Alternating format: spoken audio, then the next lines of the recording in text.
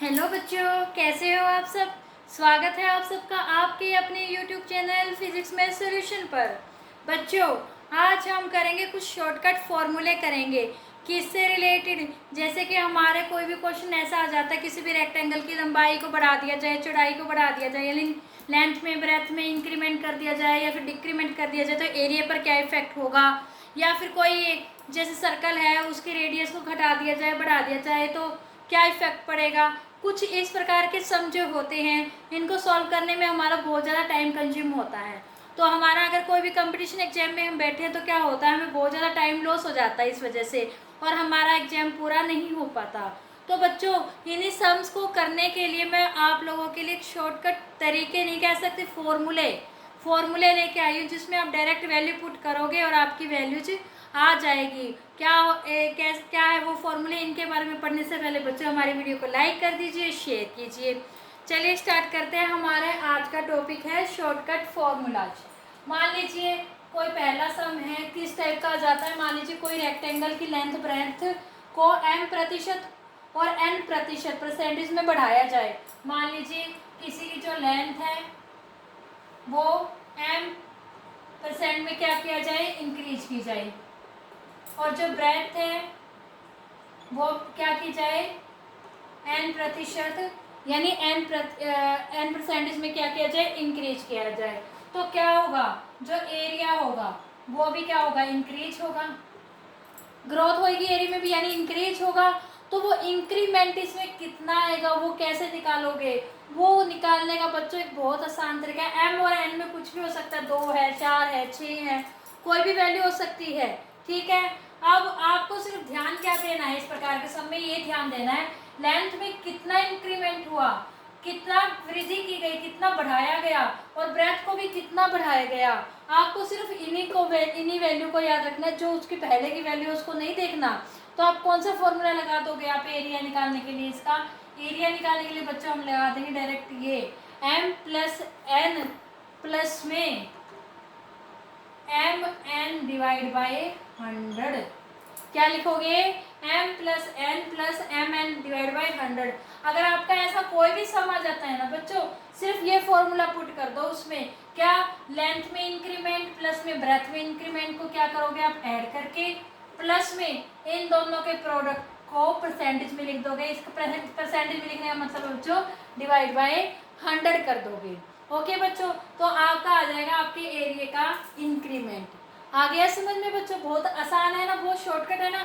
आपको अब कुछ नहीं करना, ना न्यू लेंथ निकालनी, ना न्यू ब्रेथ निकालना, ना न्यू एरिया निकालना। आपसे जस्ट ये पूछा जाए कितना इंक्रीमेंट हुआ है तो आप डायरेक्ट इस फॉर्मूले में पुट कर दोगे।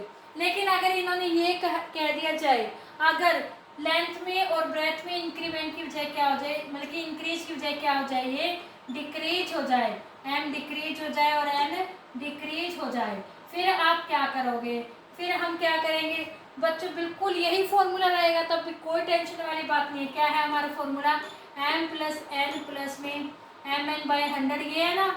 अगर डिक्रीज है तो ये है, सॉरी इंक्रीज था तो ये था, डिक्रीज है तो आप क्या करोगे, जस्ट इसके आगे माइनस लगा दोगे।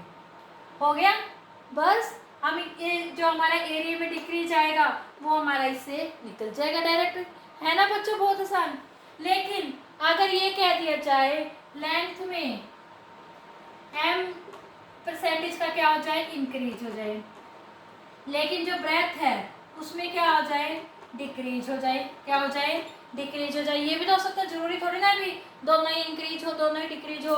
मे भी हो सकता है एक में कमी आ जाए एक में बढ़ोतरी आ जाए, यानी एक बढ़ जाए एक घट जाए, ये भी तो हो सकता है। फिर आप क्या करोगे, देखो बच्चों हमने इसमें क्या किया था, दोनों इंक्रीज हो रहे तो दोनों प्लस के ले लिए थे, दोनों डिक्रीज हो रहे थे तो दोनों हमने माइनस के ले लिए।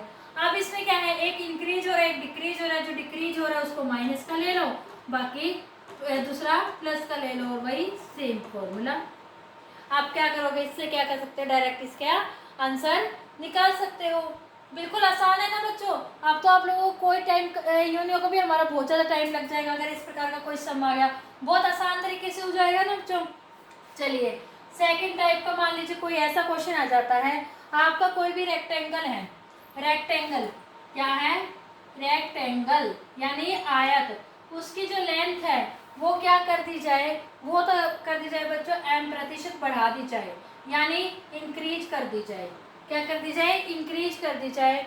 और इन्होंने क्या कहा है, तो हम इसकी जो ब्रेथ है वो कितने प्रतिशत डिक्रीज करें, क्या करें, कितने प्रतिशत डिक्रीज करें, यानी कितने प्रतिशत घटाएं कि उसका क्या हो, एरिया सेम रहे। क्या रहे, एरिया सेम रहे। डेट्स मीन जो पहले इसकी लेंथ ब्रेथ से जो एरिया आ रहा था वही एरिया अभी भी आए। अगर हमने उसकी लेंथ को मान लीजिए कुछ 2% 3% में कुछ भी हो सकता है, हमने डायरेक्ट m मान लिया, m बढ़ा दिया जाए तो हम ब्रेथ को कितना घटाएं भी हमारा रेक्टेंगल का एरिया सेम आए। तो इसके लिए बच्चों हम फॉर्मूला लगाएंगे, बिल्कुल आसान है बच्चों, m/100 प्लस में m मल्टीप्लाई विद 100, यानी जितना हमने इंक्रीज किया है वो प्लस में 100 प्लस में इंक्रीमेंट मल्टीप्लाई विद 100। तो क्या आ जाएगा, हमारे ब्रेथ में जितनी कमी करनी पड़ेगी, हमारी चढ़ाई में जितनी कमी करनी पड़ेगी वो यहाँ से इस फॉर्मूले से डायरेक्ट आ जाएगी। है ना बच्चों, बहुत आसान। अब एक बात और है बच्चों, जरूरी तो नहीं है अभी लेंथ में इंक्रीज किया जाए, में भी हो सकता है लेंथ में m% का क्या हो, डिक्रीज भी हो सकता है ना। तो फिर इन्होंने कहा है ब्रेथ में कितने प्रतिशत का हम इंक्रीज करें कि हमारा एरिया सेम रहे, बताइए बच्चों। अब इन्होंने कहा पहले तो इंक्रीज कहा था, अगर मे भी हो सकता है डिक्रीज किया था, तो क्या करोगे, बहुत आसान है बच्चों, इसमें भी कुछ नहीं, जैसे हमने इसमें डिक्रीज में माइनस लिया था ना, यहाँ पे भी डिक्रीज के लिए माइनस ले लेंगे, m/100 माइनस में m मल्टीप्लाई विद 100, हमारा आंसर आ जाएगा।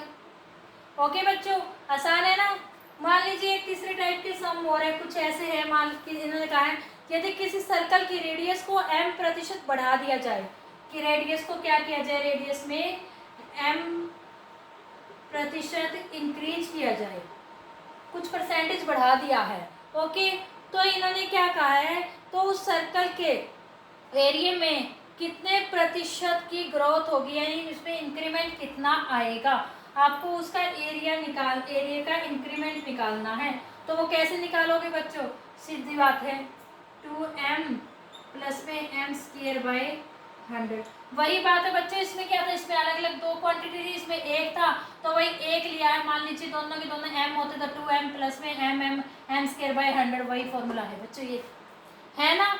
और अगर मान लीजिए रेडियस को घटा दिया जाए, क्या किया जाए, m% अगर रेडियस घटा दी जाए, डिक्रीज की जाए, तो क्या होगा, वही बात है बच्चों, जैसे कि यहाँ पे था, ये m क्या हो जाएगा, हमारा माइनस में हो जाएगा, क्या फॉर्मूला बन जाएगा इसका, 2m माइनस में m²/100, है ना बच्चों, बहुत आसान। आई होप बच्चों आप लोगों को ये हमारे आज के जो शॉर्टकट तरीके हैं, इस तरह के किसी भी सम को, और बच्चों आप लोगों को पता है इस तरह के सम जो होते हैं हमारे एग्जाम में मोस्टली आते हैं ना बच्चों, और हम इनको देख के सोचेंगे भी बहुत लेंथी पड़ेगा, हम बाद में करेंगे। आप तो कोई लेंथी नहीं होने वाला ना बच्चों, डायरेक्ट फॉर्मूले में पुट कीजिए इनमें वैल्यूज और चुटकियों में इसका आंसर निकालिए। चलिए बच्चों, आई होप आप लोगों को आज का हमारा टॉपिक बहुत अच्छा लगा होगा और ये ट्रिक्स फॉर्मूले बहुत अच्छे से समझ में आ गए होंगे। फिर भी कोई डाउट है तो कमेंट सेक्शन में कमेंट करके पूछ सकते हैं आप लोग। और अगर आपको आज की हमारी वीडियो अच्छी लगी हो तो हमारी वीडियो को लाइक कीजिए, ज़्यादा से ज़्यादा शेयर कीजिए और हमारे चैनल को सब्सक्राइब कीजिए, बेल आइकन दबाना ना भूलें, ताकि इस तरह के और भी वीडियो लेकर हम आपके लिए आते रहे और उसका नोटिफिकेशन आपको मिलता रहे। तो बच्चों तब तक के लिए good bye, take care and thank you so much बच्चों।